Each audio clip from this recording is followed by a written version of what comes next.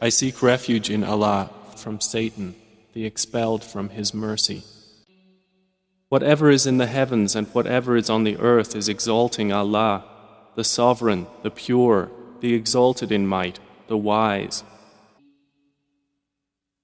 It is He who has sent among the unlettered a messenger from themselves, reciting to them His verses and purifying them, and teaching them the book and wisdom, although they were before in clear error, and to others of them who have not yet joined them, and He is the Exalted in might, the Wise.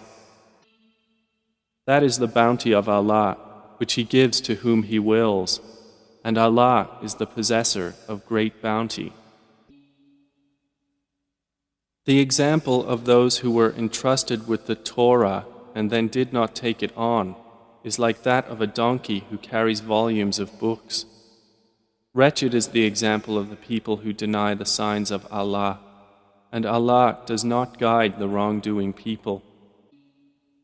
Say, O you who are Jews, if you claim that you are allies of Allah, excluding the other people, then wish for death if you should be truthful. But they will not wish for it ever because of what their hands have put forth, and Allah is knowing of the wrongdoers. Say, indeed, the death from which you flee, indeed it will meet you. Then you will be returned to the knower of the unseen and the witnessed, and He will inform you about what you used to do. O you who have believed, when the adhan is called for the prayer on the day of Jumua, then proceed to the remembrance of Allah and leave trade. That is better for you, if you only knew.